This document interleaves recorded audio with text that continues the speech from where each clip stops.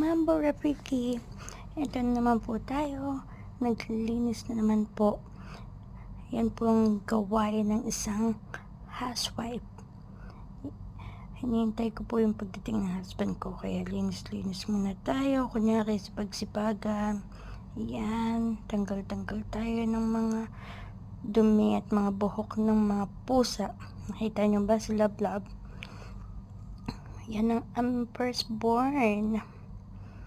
Yan, naglinis-linis po ako kasi masyado na madaming balahibo sa kwarto, kasi yung balahibo ni Love Love sobrang kapal. Yan, nanggugulo po siya. Tapos tinanggalan ko po yung mga damit. Magplano po ako maglaba kasi tinamad ako, kaya binalik ko na lang ulit. Yan, vacuum muna po tayo dyan. Yung makulit na bata, ayan, nakita sa kama, wala siya magawa, mangungulit lang siya.